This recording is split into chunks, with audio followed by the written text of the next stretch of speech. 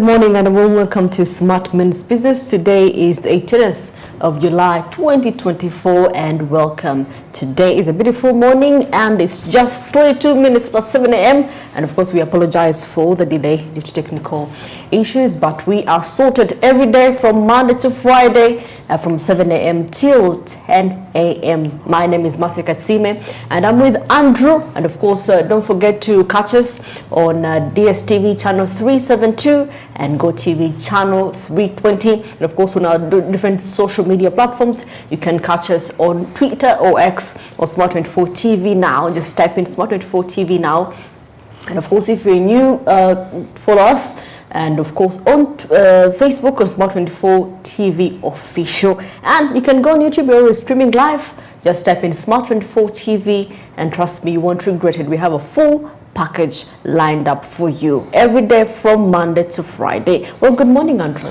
Very good morning. How are you? Very good. It's a very good morning. We are towards the end of the week and just left with a few days to wrap up the month. You can imagine it was just 1st of July just recently. Yeah. And we are really getting to the end of the year. Yeah, so just by a blink of an eye. Yeah, so fast. And I think I normally say this. This is a time to kind of do an inside check amongst yourself, amongst the ambitions you've set for there. It could be career-wise, business-wise, or in any aspect of life. It could be social, political, and economical or achievements. What have you been able to do? And perhaps, well, it's not too late. You can still make it up there. Yeah. Well, amazing. Today we have some very interesting discussion here. Yes. We've been talking about gender inequalities. Yes. Gender, okay, yeah, the violence also comes in there. But the gender-based inequalities here. But this time around, little did I know that actually men are also discriminated somewhere in the marketplace. They are actually. Yeah. Why? Why this is becoming an issue recently? It's because of the more advocacy for women empowerment. You get so it has led to a suppression of the rights of men. Yes. How? Because I'm trying to think, but I think world over, not only just in Uganda, men have always been dominant in a way. Yes, so they have been dominant. It's been natural for them to be dominant because from the beginning of this world, if you for people that believe from the spiritual perspective, men have been called to lead, and that has been taking incidence since way back, talking about 5,000 years BC. Now we're in AD. 50 AD and all that, 2,000 years, men have been the talk everywhere. Not until I think during Barack Obama's administration, where we had instances where women now should be ought to be recognized in all various sectors, and we've seen them taking political positions, business roles, being business leaders. But should I say it's, to me, okay, based on that, according to what you've mentioned, advocacy for women, perhaps it's hyped up too much for the side of the women.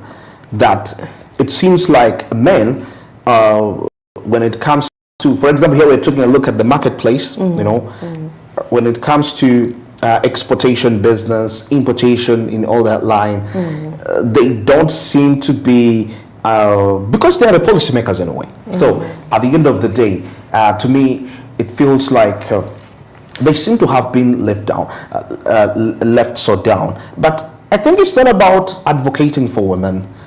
I feel like it should be a joint collaboration. Every person in society ought to benefit from this.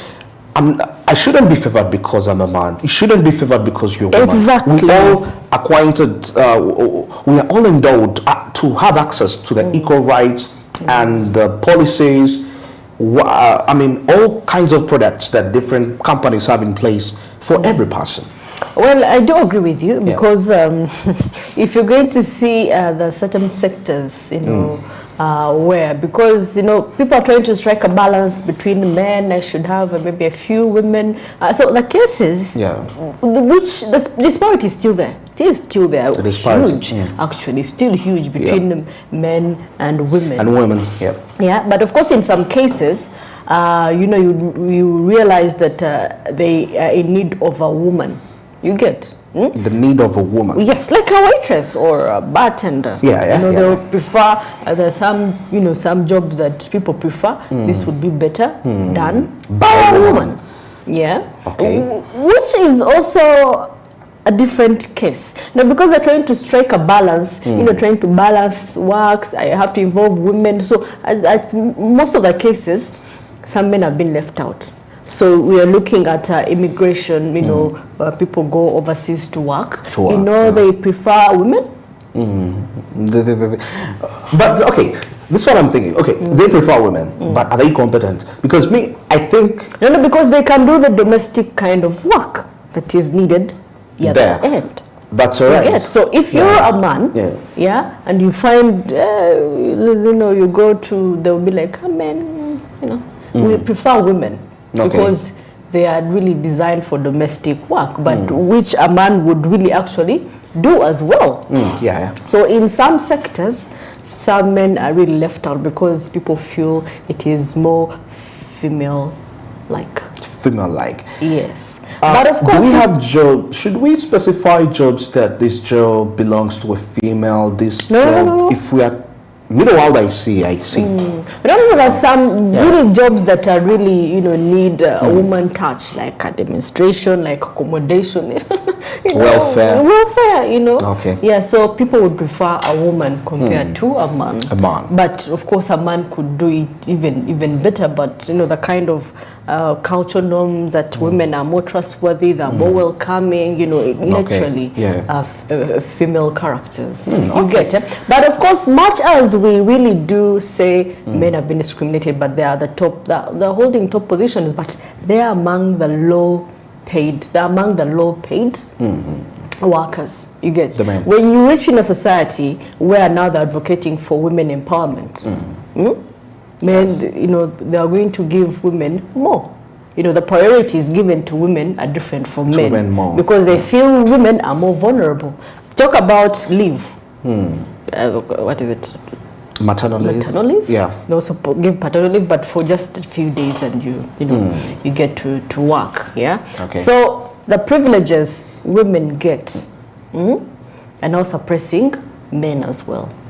Okay. Because they feel a man can, withstand everything, so they're a bit lenient with women. Okay. Yet it's the same, we are all human. We need a break. I mean, if I reported a case of I am sick between me and you, it would be easier. It's easy to believe you. It's easy to believe me and push for a leave. Compared to you, they'll be like, you're a man. Okay. You get? Okay. Yeah. But scientifically, of course, we know that women tend to kind of be more resistant. Why? Because a research about a woman can take more days to leave. To leave. Not even to leave, but what I mean that I'm not certain of the days when they are comparing a man and a woman who can go longer without feeding, without eating anything. A woman can actually sustain more days than a man. So that basically, from the health perspective, kind of portrays women as a strong nature. Well, away from that, still, we shall be later on have our business updates, and here we shall be taking a look at the attitudes towards men, taking a look at the societal perceptions impacting male entrepreneurs. We have quite lots of those perceptions, and of course in our business insight where we shall be joined by Kwebi Hamazamel, the spokesperson of CAPO, who will be analyzing the current landscape and opportunities, of course taking a look at the men's business environment, and I think you have to stay tuned to take a look at that. But anyway, away from that, let's take a look at what's happening into the praise.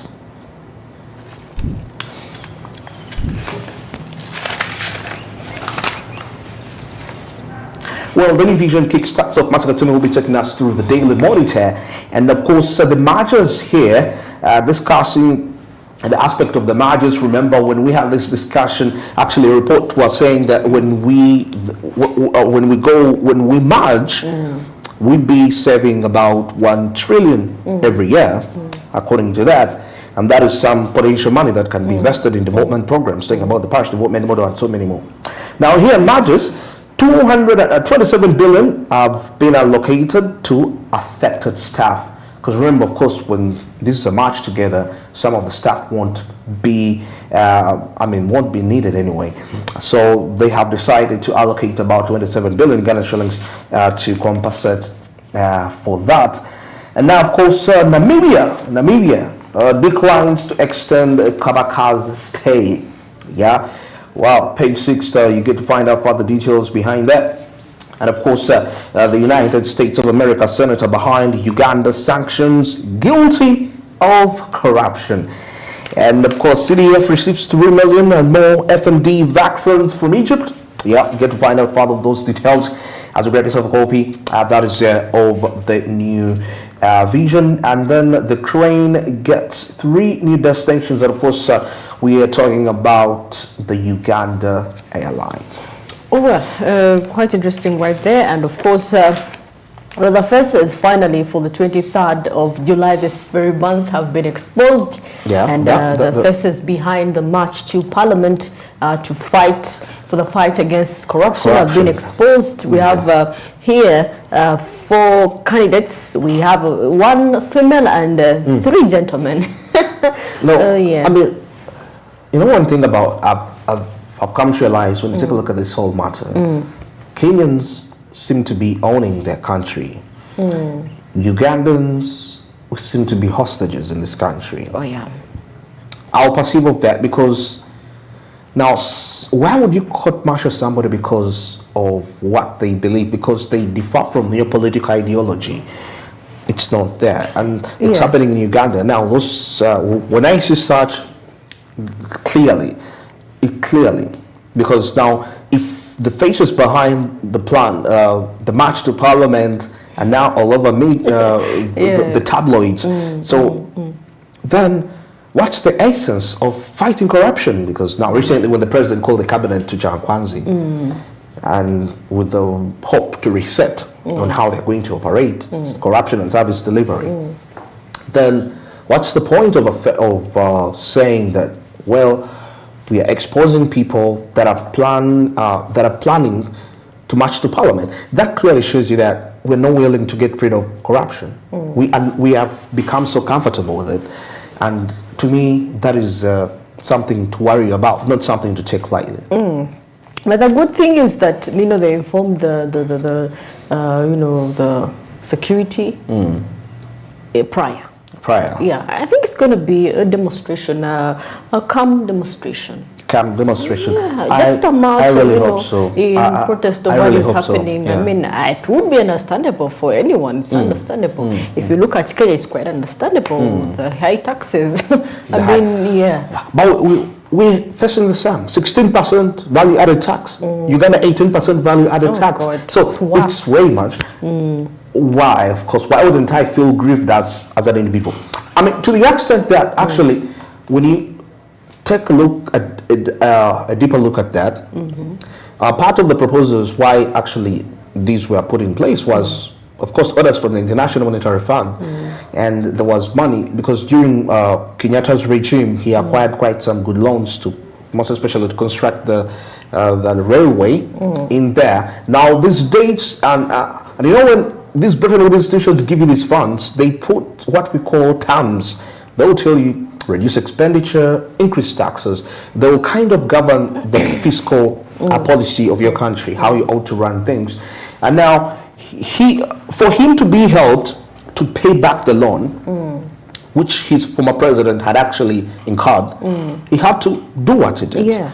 But the Joneses forced him to actually revoke it.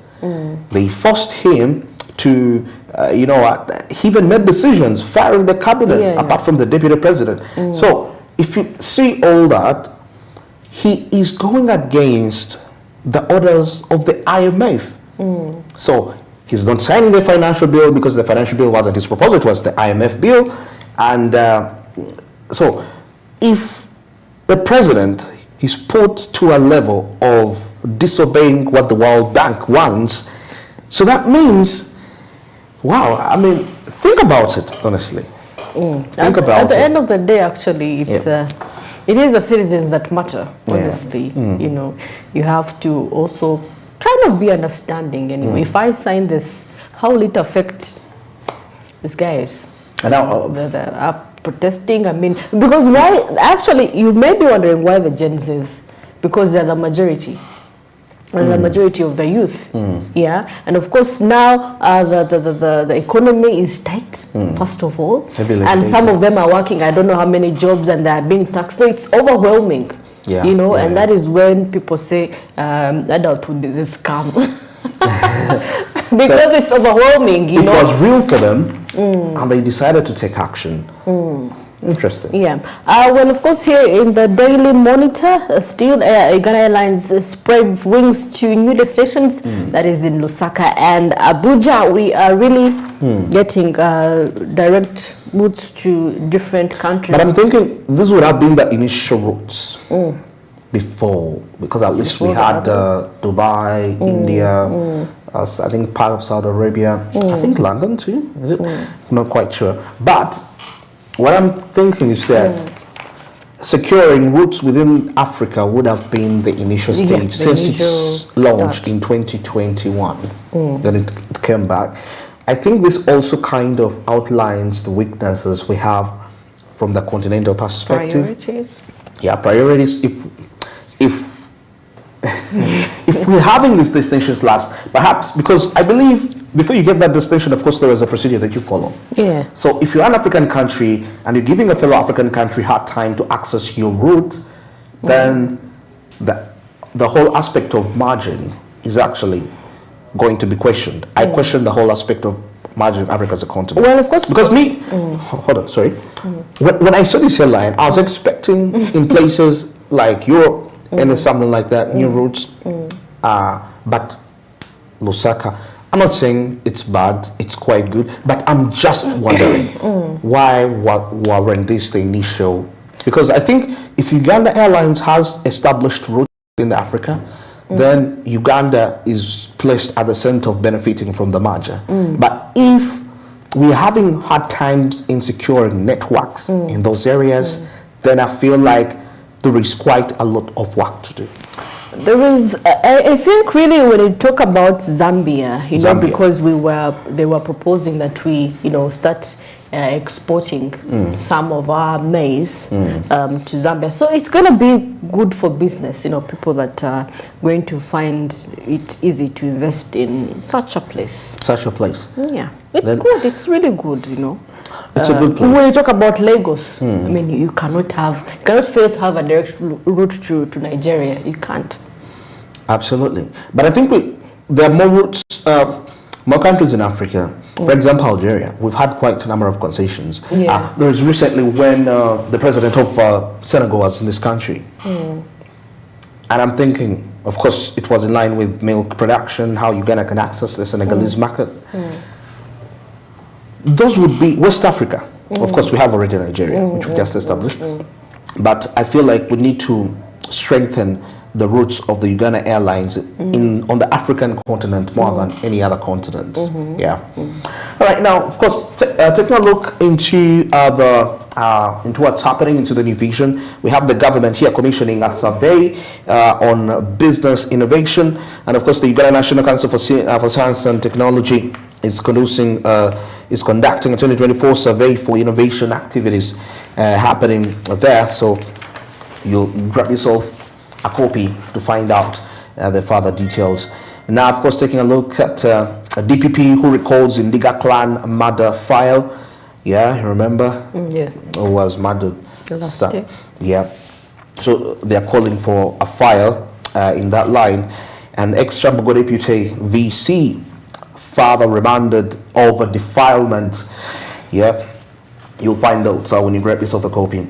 And now the USS senator behind Uganda's sanction is actually guilty of corruption. And I mean, I found this quite very interesting. Onto that, he's called Mendes, and of course, in 2018, he publicly called for the immediate release of Chagulanyi, who had been arrested in 2018 on treason charges. Now, in 2022, he petitioned President Joe Biden to take action against human rights abuses in Uganda, including torture and corruption, and called for the imposition of sanctions on senior Ugandan officials involved in corruption or gross human rights violations. Wow. Gentleman's called Mendes, and he's being guilty of corruption. Can you imagine? Can you imagine the people that the controversy behind the leader of opposition? He's known for scrutinizing the people, and recently he was really all over. All over. Yeah. But you see, think about all these aspects, because somebody is wondering, the United States of America.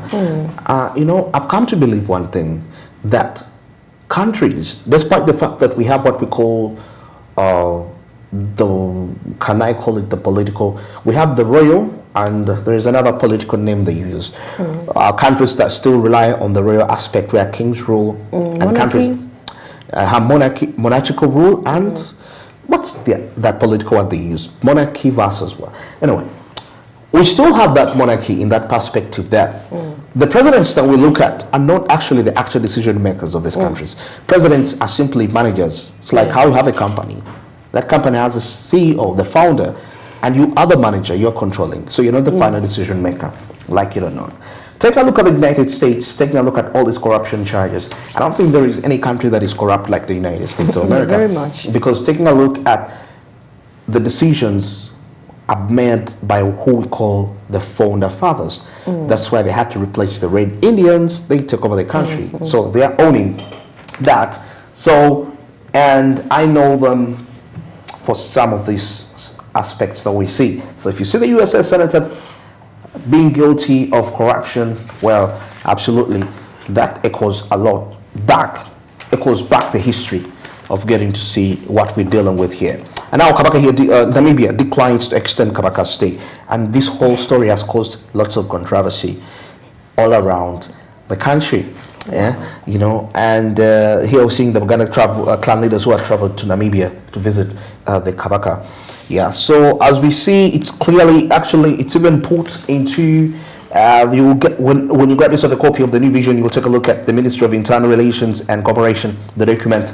It's within the paper. You will take a look at that. What do we have there?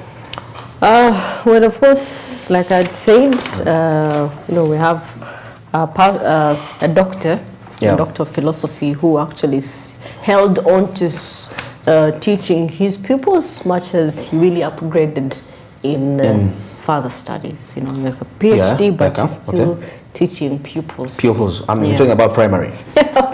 Primary school. Yeah. Well, of course, that brings us to the end of our press. And of course, if you want more of these interesting stories, you could get yourself a copy of the Daily Monitor and the New Vision. And of course, right about now, we're going to see what is happening across the borders of Uganda, East Africa. And of course, trust me, you're going to love this.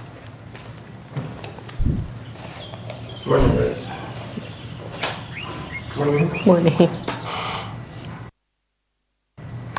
Well, heading straight into what's happening onto the international scene, of course, we have quite lots of stories that we have in there. We saw from the Karibu, when we go to Karibu, what's happening? Yeah, we had something in line. Really hot restaurant. A restaurant that was fined. DC. Yeah, Kenyan restaurant that was fined. Yeah, I really felt much concern actually. Yeah. Because next week we're going to be talking about this very topic. Yeah. On the wage theft. Wage theft, yes. I mean, this is an eye-opener, actually.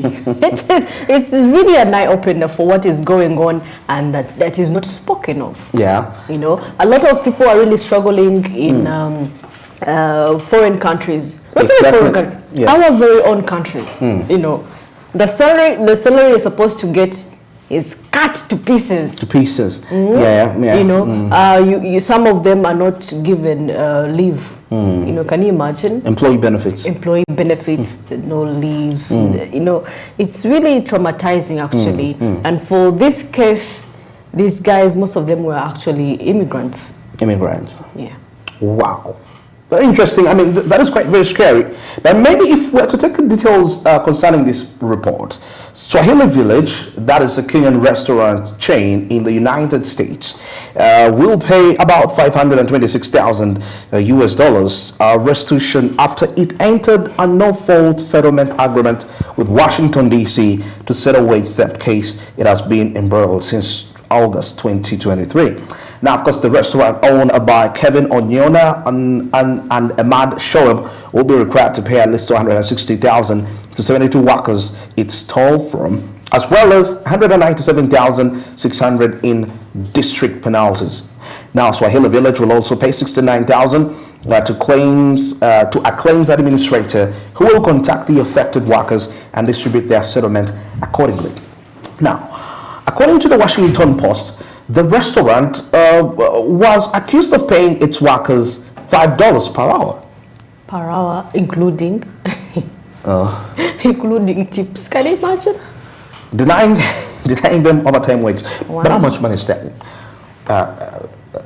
From the United perspective, that's roughly about 15,000. Can you imagine? 15,000, 18,000 Uganda shillings per hour. So if you work for 6 hours a day, six times, but I think that's not a bad amount of money. Just to the standards of of course, the standards. That is quite well. But we see Americans who are still suffering, who unlace. But you see, it is different because now they have labor laws in the US. Yeah. So the moment you start, But labor laws really work. Because even the Americans themselves, by the way, are complaining that the economy is hard. Yeah, it is. Sometimes it's just we who hype up this whole situation because we are excited about living in The America. thing is that these are immigrants actually. They are really, in most cases, because they're desperate, when there is desperation and you need to work, someone takes advantage of it. Okay, $5 per hour, 10 hours a day. How much is that? $50 a day. $50 a day, that's about 200,000 Uganda shillings. Yeah. But do you think it's really enough? That they do not, I don't think those guys only work in that place. They also have to go in the night and work somewhere else, It's not enough. But not every person in America does more than 5 jobs. There are people that are stuck to one job. I think so. Well, this is an eye-opener. It is good, not only in America, but also in Africa as well. In Africa. Someone works diligently at the end of the day because there's no signed contract. What you get is what you get. Wow. I mean, as for you guys, even worse, how are you going to report that matter? Okay. And I think this kind of gives us an image for what Kenya is about. In Ruto's regime, why is this really happening? He must have known what is really happening. Actually visited regarding that very restaurant last year. He visited there last year, and he must have been aware of what is happening. So what did we think about Kenya, that we're seeing it even from the diaspora perspective? It seems to be quite shaky. Now, in a statement, the restaurant blamed the situation on the COVID-19 pandemic, saying that it opened its DC location just 2 weeks before it was actually declared a public health emergency. Now, according to the former bartender in the restaurant, Rose Adams, he was never given any payroll that detailed the number of sales or tips he was due.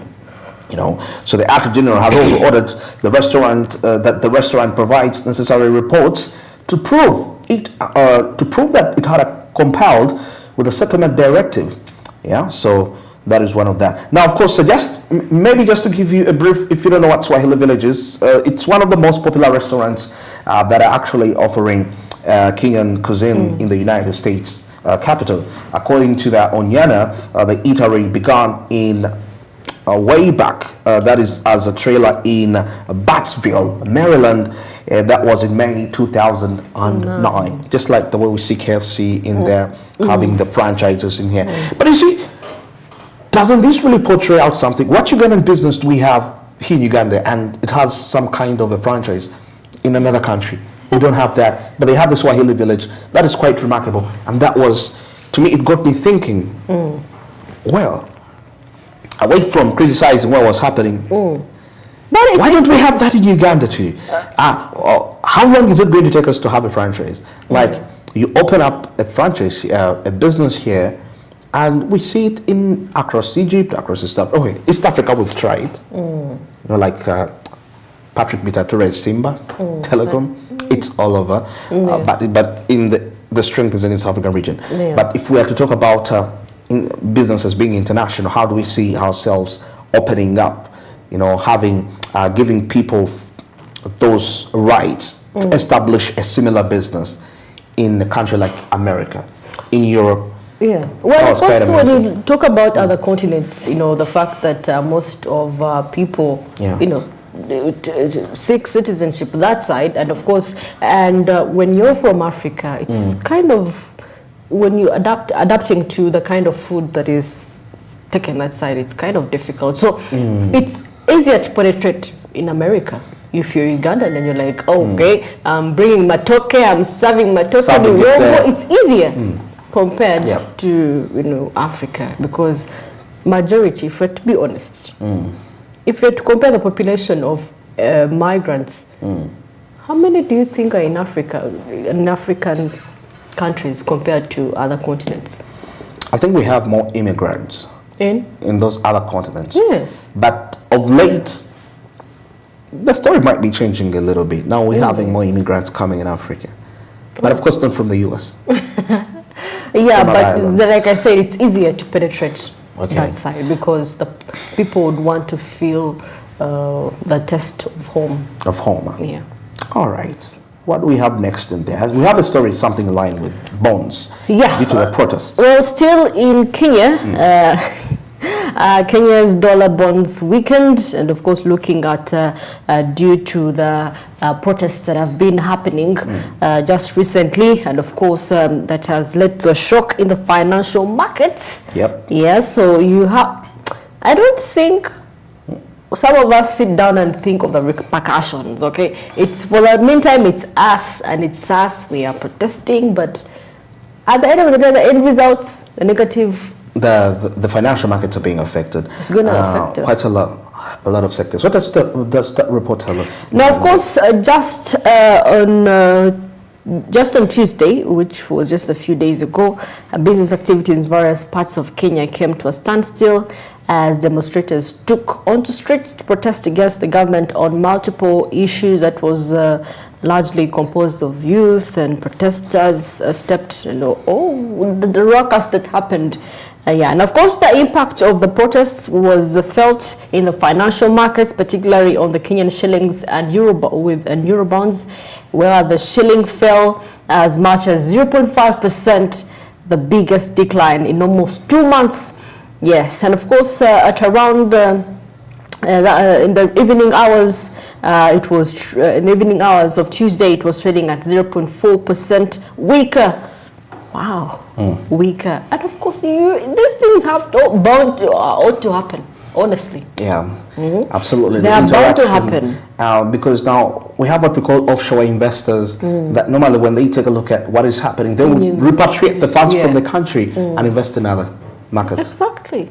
That are in a relatively stable environment. So honestly, and of course, investments, remember last year when they did protest as well, and of course the Tanzanian president said, you have given us a chance, for us to attract more investors in our country, because nobody would want to be in a chaotic, invest in a chaotic. And actually Tanzania has had that advantage. Since the rebellions that happened, since then we don't have any violent, I mean, democracy has actually been taking place at its peak, I'm still thinking, what is it with Tanzania in terms of maintaining stability? Of course, economically, they may not actually be already there, but I think it's one of those most peaceful countries any person can stay in East Africa. Yeah. And why? It's because of what is happening in Kenya. But if Kenya was doing as well as that, I think Tanzania would be the second. Kenya has had protests still in line with that, because I remember Daniel Arap Moi also did something in relation with that. That was in 2005. You know, I don't remember exactly, but there was something to do with. Actually, he was almost going. He put Parliament in recess. You know, for some good time in that line. So Kenya has had quite a history. I tried to compare it to Burundi in some kind of way. Yes, that Burundi is a little bit economically performing poorly. Right. You know, it has had military coups. I'm talking about Burundi, not Kenya.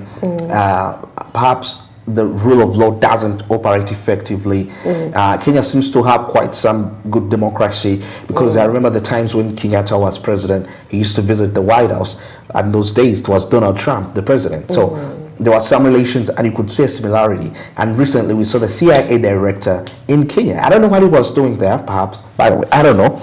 So when I see this happening, yeah, this very year, I think 4 months back, wasn't into America. So such personalities, in most cases, you know, they have this statement that we don't go into a country that is not democratic. That's why Barack Obama couldn't come to Uganda.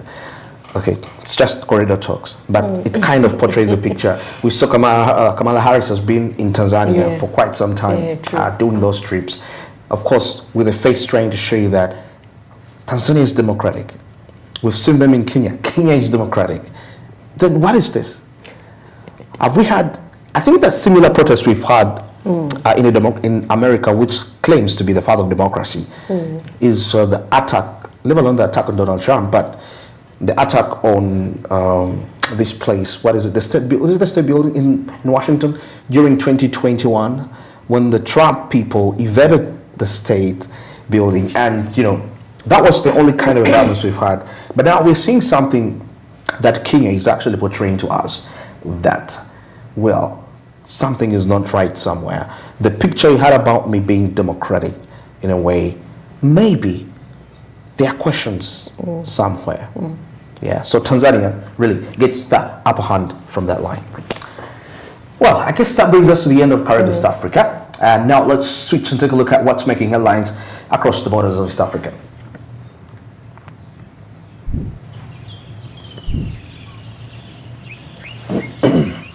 Well, Nigeria, of course, making headlines here as we take a look at UAE lifts 2022 visa ban on Nigerians.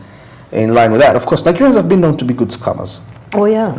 And we've had scenarios where they have been holding Ugandan passports to commit crimes. And that sheds a shabby name towards Ugandans abroad.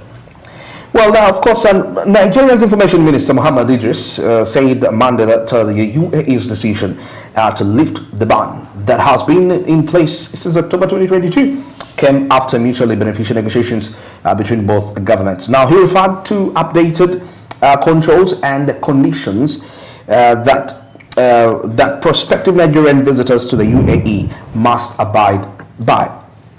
Now, instead, travelers will be required to submit documents proving their identity and also showing travel history, among other things, to generate that is what we call to generate a verification number that would then be used to apply for a visa. Now, an exception is granted for applicants 13 years or younger, according to a website of the Emirati government. Now, of course, the UAE's ban was premised on a number of factors, that is including allegations of improper conduct and attempts to circumvent the visa rules. Now, the row escalated when the Nigerian government cut back Emirates Airlines flights to Nigeria from 21 times a week to just once.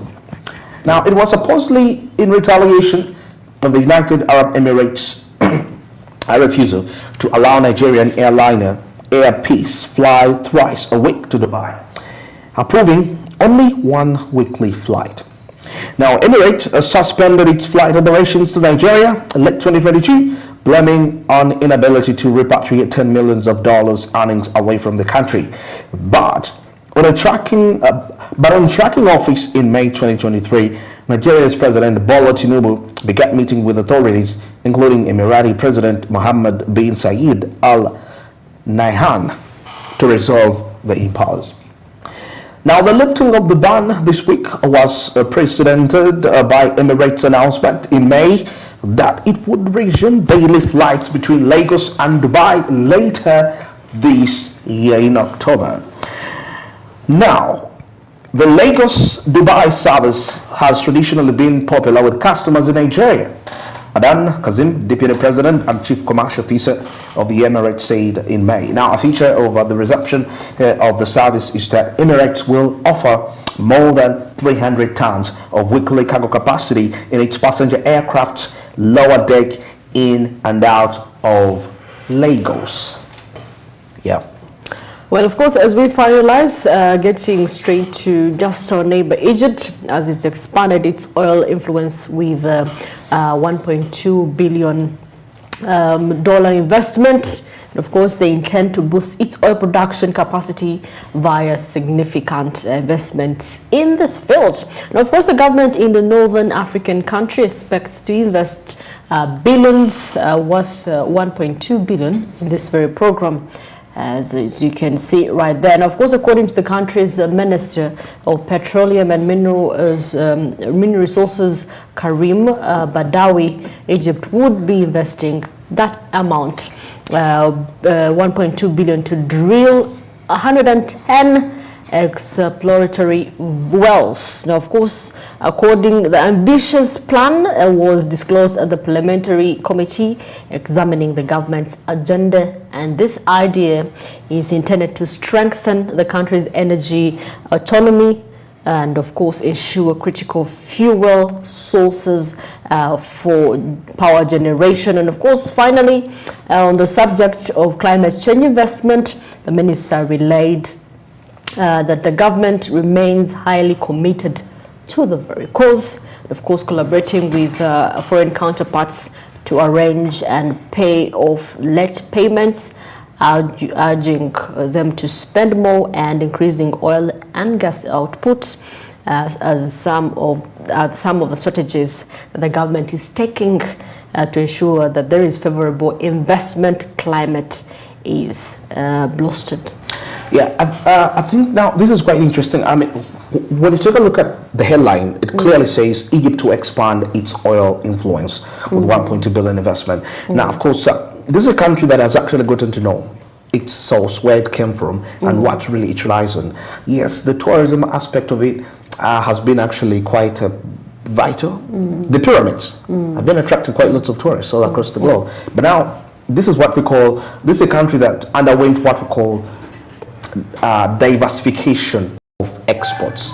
You know, if tourism is the product that is put in place, this is what is happening in here, and now they're expanding their oil influence. Well, that brings us to the end of the Caribbean Africa International Updates. Well, we'll take a break and of course return with further discussion. Stick around.